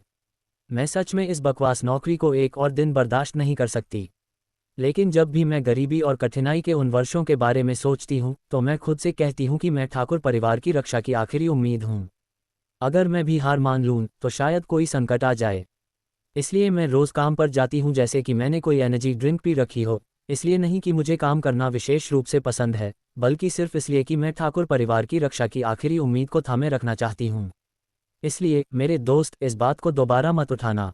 तुम जानते हो कि मैं लालच का विरोध करने वालों में से नहीं हूँ और मुझे डर है कि अगर तुम इसे कुछ और बार कहोगे तो मैं सच में हार मान लूंगी। अपनी बड़ी बहन की बातें सुनने के बाद देवांश काफ़ी देर तक खामोश रहा। उसने पहले सोचा था कि उसकी बड़ी बहन की जिद बेमतलब थी, लेकिन उसने कभी उम्मीद नहीं की थी कि यह बात उसके लिए इतनी महत्वपूर्ण होगी। दीदी, हमारा ठाकुर परिवार कितना खुशकिस्मत है कि आप हमारे पास हैं। देवांश ने तहे दिल से कहा, मेरी इतनी तारीफ मत करो।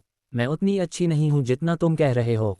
आखिरकार मैंने पहले ही तय कर लिया है कि अगर किसी दिन मैं और नहीं झेल पाए तो मैं बस अपनी नौकरी छोड़ दूंगी और घर जाकर अपने भाई के टुकड़ों पर पलूंगी। दीपिका ने कहा और हंसे बिना नहीं रह सकी। मैं आपके इस फैसले का समर्थन करती हूँ दीदी। सिया ने सही मौके पर बात जोड़ी, जिससे बातचीत का पहले से ही हल्का माहौल और भी खुशनुमा हो गया। तीनों हंसी मजाक और खुशनुमा बातचीत के बीच एयरपोर्ट पहुंचे।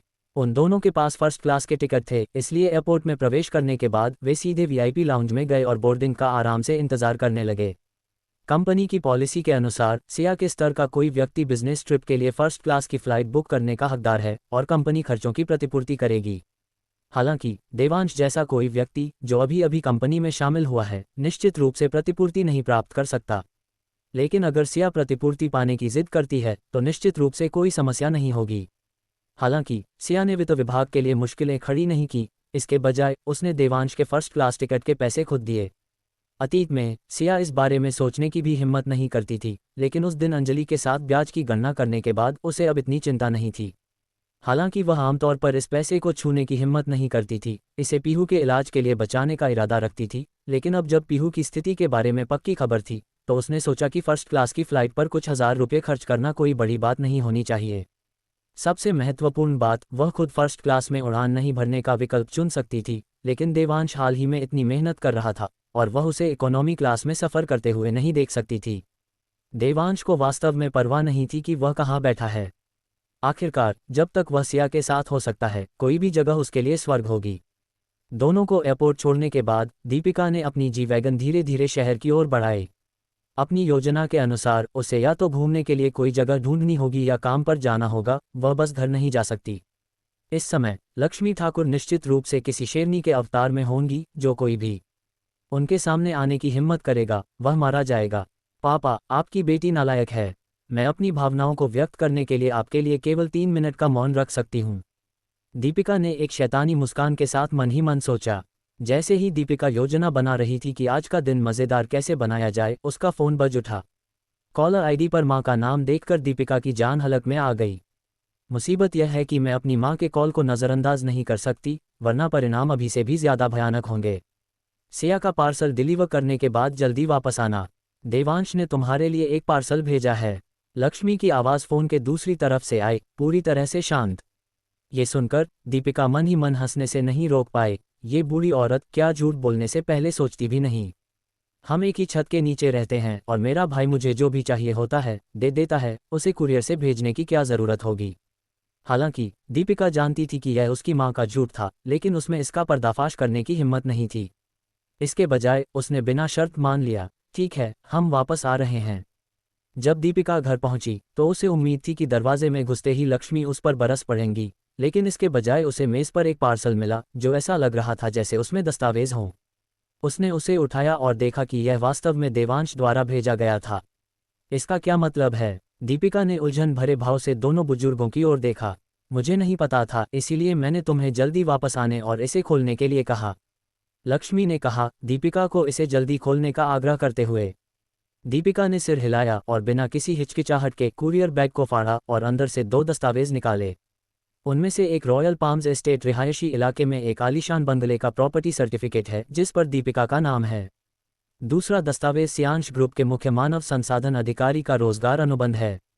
अध्याय 1709। तुमने अभी माना कि तुम मेरी बीवी हो। अपनी फ्लाइट का इंतजार करते हुए सिया ने तुरंत अपना टैबलेट निकाला और पावर पॉइंट प्रेजेंटेशन की समीक्षा करने लगी, ताकि अगले दिन मिलते समय कोई गड़बड़ी न हो। इस विज्ञापन अभियान के लिए सिया ने दिन रात एक कर दिया है। वह पहले से ही पीपीटी की सामग्री को ज़बानी जानती है, लेकिन वह हमेशा पूर्णता के लिए प्रयास करती है और हर संभावित समस्या पर विचार करने के लिए हर मिनट का उपयोग करना चाहती है। जहां तक देवांश की बात है, वह यहाँ वहां देख रहा था, उसमें सेक्रेटरी होने का कोई भी लक्षण नहीं था। इसके विपरीत वह ऐसा आभास दे रहा था कि सिया सेक्रेटरी है और वह बॉस।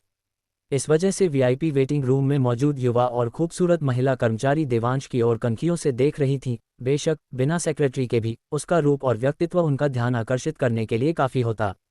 हालांकि उनमें से कई देवांश के पास जाना चाहती थीं, लेकिन ये देखने के बाद कि उसकी सेक्रेटरी बेहद खूबसूरत थी, उनका सारा आत्मविश्वास तुरंत खत्म हो गया।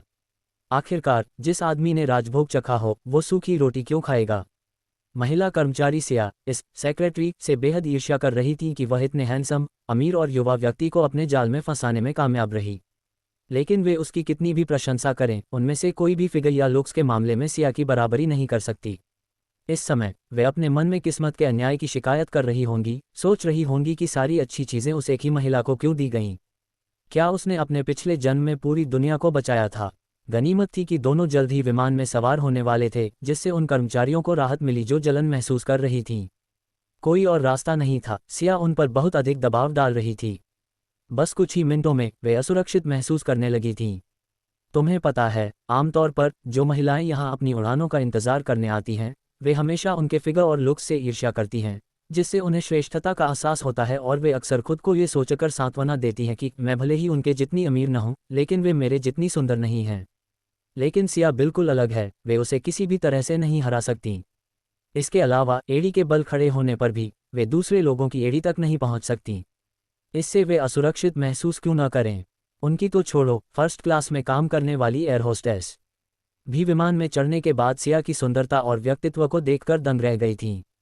इससे पहले से ही विनम्र और शिष्ट महिलाएं काम पर और भी सतर्क हो गईं, इस डर से कि वे कुछ गलत न कर दें और उस बेहद खूबसूरत महिला को नाराज न कर दें। सौभाग्य से जहां भगवान ने उन पर दबाव डाला, वहीं उन्होंने उनके लिए सरप्राइज भी लाया। गहरी आंखों और असाधारण व्यवहार वाला एक हैंडसम आदमी उनकी नज़रों के सामने आया। एक ऐसा आदमी जो फर्स्ट क्लास में उड़ान भरने का खर्च उठा सकता है और इतना हैंडसम भी है। अगर आपने उसके साथ मौका नहीं गंवाया तो आप पछतावे के साथ मरेंगे। बेशक अगर वे वास्तव में खुद पर काबू नहीं रख पाती तो उन्हें कम से कम उसके साथ कुछ तो करना चाहिए। भले ही इसके लिए उन्हें उससे पैसे देने पड़ें, वे ऐसा करने को तैयार होंगी। इसलिए फर्स्ट क्लास केबिन में 4 एयर होस्टेस बारी बारी से देवांश की जी हुजूरी करने लगी, जिससे सिया को मजा आ रहा था, लेकिन उसने उन्हें रोकने के लिए कभी कुछ नहीं कहा। ये देखकर एयर होस्टेस, जिन्हें यकीन था कि इस बेहद खूबसूरत महिला का मिस्टर ठाकुर से कोई लेना देना नहीं है, और भी निडर हो गईं। इतना ही नहीं, उन्होंने मन ही मन ये भी सोचा, तुम्हें इतने युवा और अमीर आदमी को हथियाना भी नहीं आता। जब तुम बूढ़ी हो जाओगी तो पछताओगी। क्या तुम्हें सच में लगता है कि तुम सिर्फ इसलिए हमेशा नखरे दिखा सकती हो क्योंकि तुम खूबसूरत हो? क्या तुम उम्मीद करती हो कि यह आदमी तुम्हारे पीछे पीछे आएगा? जागो, जवानी और सुंदरता कब तक टिकेगी? पैसा ही सब कुछ है। शुरुआत में देवांश ने इस बारे में कुछ नहीं सोचा, यह मानते हुए कि फर्स्ट क्लास में एयर होस्टेस बस इतनी ही उत्साही होती हैं। जब उसने देखा कि वे अन्य यात्रियों के पास इतनी बार नहीं जा रही थी, तब देवांश को एहसास हुआ कि कुछ गड़बड़ है। नानजुओ की उस उड़ान का दृश्य तुरंत देवांश के दिमाग में आ गया। एयर होस्टेस के उत्साह के विचार ने देवांश की रीढ़ में सिहरन पैदा कर दी, इस डर से कि वे कुछ अपमानजनक न कर बैठें। जब वह नानजुओ के लिए उड़ान भर रहा था तब तो ठीक था, क्योंकि वह अकेला था। लेकिन अब बात अलग है। सिया उसके बगल में फर्स्ट क्लास केबिन में बैठी है। अगर ये एयर होस्टेस उसके साथ कुछ भी करती हैं, तो वह सब कुछ साफ साफ देख सकती है। नहीं, मुझे कुछ करना होगा, वरना सिया गलत समझ लेगी और यह ट्रिप एक आपदा बन जाएगी। ये सोचकर देवांश ने मेज के ऊपर सर्विस बटन दबाया।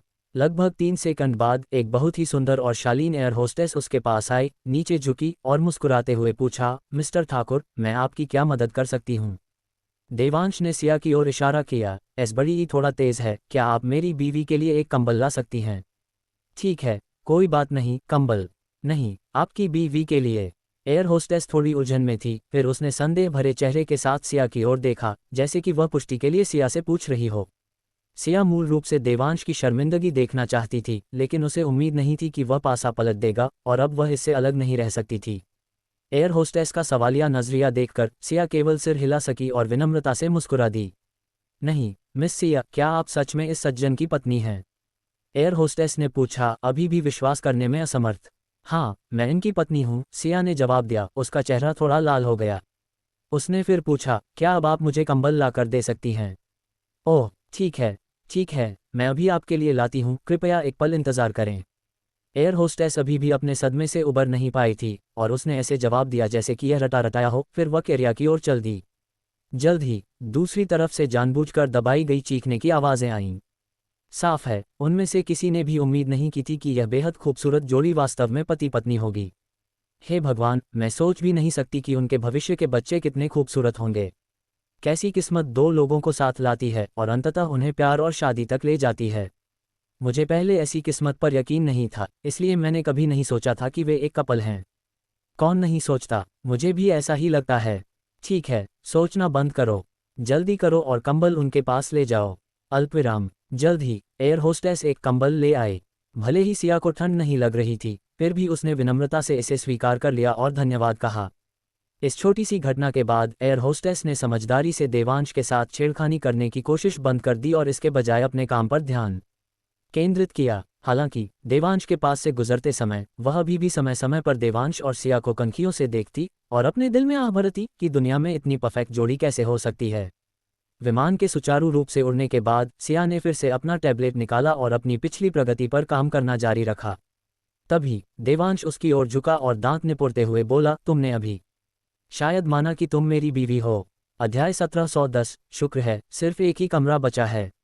ये सुनकर सिया, जिसके गाल पहले ही उस घटना से लाल हो चुके थे और भी गहरे लाल हो गए, उसका सुंदर चेहरा कानों तक लाल हो गया। लेकिन जल्द ही जैसे उसे कुछ समझ आया, वह मुनी माथे पर बल डाला और शर्माते हुए पूछा, सच बताओ, क्या तुमने वो जानबूझकर किया था? हाँ, मैंने जानबूझकर किया। देवांश ने इनकार करने या टालने की कोशिश नहीं की, उसने खुले तौर पर और साफदिली से स्वीकार किया। इस बिंदु पर सिया को समझ नहीं आया कि क्या प्रतिक्रिया दे।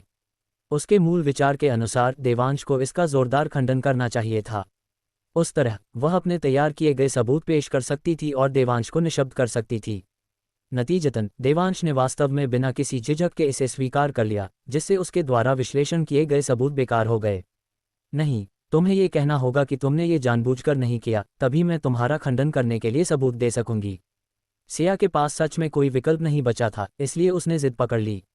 देवांश को बिल्कुल भी परवाह नहीं थी और उसने नटखट अंदाज में सिर हिलाया, नहीं, मेरा वो मतलब नहीं था। उनके हाव भाव और तेवर पूरी तरह से टीम वर्क वाले थे। सिया इससे काफ़ी संतुष्ट थी और फिर अपने सबूत देने लगी। नहीं, तुमने जानबूझकर किया। वरना तुम एयर होस्टेस को बस बता सकते थे कि मैं तुम्हारी पत्नी हूं या कुछ और उन्हें मेरे लिए कंबल लाने की कोई ज़रूरत नहीं थी, जिससे उन्हें ये पूछने के लिए मजबूर होना पड़ा कि क्या मैं वास्तव में तुम्हारी पत्नी हूं। आखिरकार अगर वे ऐसा नहीं करती तो उनका व्यवहार मुझे नाराज़ कर देता, जो उनके काम में बिल्कुल अस्वीकार्य है। और एक बार जब वे मुझसे पूछती हैं तो मुझे जवाब देना ही होगा, चाहे मैं कितना भी न चाहूं। यही तुम अपनी चाल में कामयाब हो गए, इसलिए तुमने शुरू से ही यह जानबूझकर किया। वाह वाह वाह, देवांश ने धीरे से ताली बजाई। कमाल है, विश्लेषण बिल्कुल सही है, जैसे तुम मेरा दिमाग पढ़ सकती हो। भागो यहाँ से, तुम मेरे दिमाग के कीड़े हो, सिया ने नखरे दिखाते हुए कहा और देवांश पर अपनी आंखें घुमाईं। उसके दिलकश हाव भाव ने देवांश के दिल की धड़कन बढ़ा दी। देवांश का वो दीवानापन देखकर सिया के मुंह से धीरे से निकला, पागल कहीं के। ये सुनकर देवांश ऐसे हंसा जैसे सिया की बात की पुष्टि कर रहा हो, बिल्कुल एक बेवकूफ़ की तरह। सिया ने उसे नज़रअंदाज किया और अपना ध्यान वापस अपनी पीपीटी पर लगा दिया। हालांकि इस बार वह ध्यान केंद्रित नहीं कर सकी और कनखियों से बार बार देवांश को देखती रही। वह जानती थी कि देवांश उसके ठीक बगल में है, लेकिन किसी कारण से अगर वह उसे नहीं देखती तो उसे बेचैनी होती, उसे देखते ही उसे सुकून मिलता। हर बार जब वह कनखियों से देखती तो देवांश को अपने आप में मुस्कुराते हुए पाती, जैसे कि उस पर कोई भूत सवार हो। सिया एक या दो बार न देखने का नाटक कर सकती थी, लेकिन देवांश लगातार ऐसा कर रहा था जिससे अब उससे रहा नहीं गया। तो उसने पूछा, तुम किस बात पर इतना मुस्कुरा रहे हो? कुछ नहीं, बस जब तुमने कहा कि तुम मेरी बीवी हो तो मुझे खुशी हुई। हे, देवांश एक बेवकूफ़ की तरह हंसा। उद्धरण चिन्ह डॉट डॉट डॉट उद्धरण चिन्ह। ये सुनकर सिया, जो पहले कुछ कहने वाली थी, अचानक नहीं जानती थी कि क्या जवाब दे। ईमानदारी से कहूँ तो ये देखकर कि उसकी एक बात से देवांश इतनी देर तक खुश रह सकता है, उसे भी दिली खुशी हुई। इतनी अहमियत मिलना कितना अच्छा लगता है। अल्पविराम, पलक झपकते ही कुछ घंटे बीत गए। देवांश ने सिया पर यह पूछने के लिए दबाव नहीं डाला कि क्या वह गंभीर थी या उसने मजबूरी में कहा था कि वह उसकी पत्नी है। देवांश के लिए इससे कोई फर्क नहीं पड़ता था कि बात क्या थी। उसे बस सिया की खुशी की परवाह थी। क्या सिया अभी खुश थी? साफ है, वह थी। इसलिए देवांश बहुत संतुष्ट था। विमान उम्मीद से पहले लैंड कर गया। अपना सामान लेने के बाद दोनों ने एक टैक्सी ली और अपने होटल की ओर बढ़ गए। होटल पहुंचकर देवांश काफ़ी उत्साहित था। वह अपने दिल में लगातार प्रार्थना कर रहा था, भगवान मेरी मदद करो, सिर्फ एक ही कमरा बचा हो। बस एक ही कमरा बचा होना चाहिए। हालांकि चेक इन करते समय चीज़ें योजना के अनुसार नहीं हुई। सब कुछ बहुत आसानी से हो गया और उसे एक व्यक्ति के लिए एक कमरा मिल गया, जिससे देवांश बहुत निराश हुआ। हालांकि ये समझने वाली बात है, सिया ने कमरा पहले ही बुक कर लिया था। अगर दो कमरे उपलब्ध नहीं होते तो वह इसे बुक नहीं करती, इसलिए ऐसा कुछ नहीं है कि केवल एक ही कमरा बचा हो। इंटरनेट के युग में जानकारी की पारदर्शिता ने प्राचीन काल में कमरों की कमी के कारण एक ही बिस्तर साझा करने की उस बेहतरीन परंपरा का गला घोंट दिया है। जाओ, पहले फ्रेश हो जाओ और आराम करो। दिन के समय मैं तुम्हें कॉल करूंगी। सिया ने कमरे के दरवाजे पर देवांश को अलविदा कहा। उसका दिल जोरों से धड़क रहा था। बाहर होने के कारण, खासकर जब केवल वे दोनों अकेले थे, वह बहुत डरी हुई थी कि देवांश कहीं अपना आपा न खो दे और उसे कमरे में धक्का देकर बिना कुछ कहे उस पर हावी न हो जाए। अगर ऐसा सच में हुआ तो क्या आप कहेंगे कि उसने मना किया या वह आधे अधूरे मन से साथ दे रही थी? आखिरकार वह और देवांश पहले पति पत्नी थे, इसलिए वे उन चीज़ों से पहले से ही बहुत परिचित थे। वास्तव में शादी करने से पहले ही वे कई बार करीब आ चुके थे और दोनों ने बहुत संतुष्टि व्यक्त की थी। पहले एक छोटी सी बीमारी और देवांश के आवारा होने के कारण दोनों ने मूल रूप से वैवाहिक संबंध रखना बंद कर दिया था। अब जब देवांश बेहतर के लिए बदल गया है और सिया के पास 10,000 करोड़ से अधिक की बचत है, भले ही वह इसे स्वीकार न करे, लेकिन वह अनिवार्य रूप से पुरानी कहावत, जब पेट भरा हो तो मस्ती सूझती है, में फंस जाएगी। देवांश मूल रूप से उसके बच्चे का पिता था। उसके शरीर के हर इंच को इस आदमी ने छुआ और चूमा था। वह उस नशीले एहसास को भी साफ तौर पर याद कर सकती थी जो उसने उस समय अनुभव किया था। इतने सारे फायदों के साथ और मनोवैज्ञानिक और शारीरिक दोनों इच्छाओं से प्रेरित होकर, अगर यह आदमी उसे अभी चाहता तो क्या आपको लगता है कि सिया विरोध कर पाती? सिया खुद को ऐसा मानती थी जो आसानी से विरोध नहीं कर सकती। इसलिए अगर देवांश वास्तव में उसे नीचे गिराता तो उसे लगा कि वह शायद केवल एक पल के लिए प्रतीकात्मक रूप से संघर्ष करेगी और फिर देवांश को जो चाहे करने देगी। लेकिन सिया ऐसा नहीं करना चाहती थी। हालांकि उसके शरीर को वह ज़रूरत थी, फिर भी वह पीहू के ठीक होने तक उस खूबसूरत पल के लिए इंतज़ार करना चाहती थी, खुद को पूरी तरह से देवांश को सौंपने से पहले। इसलिए वह अभी कश्मकश में है।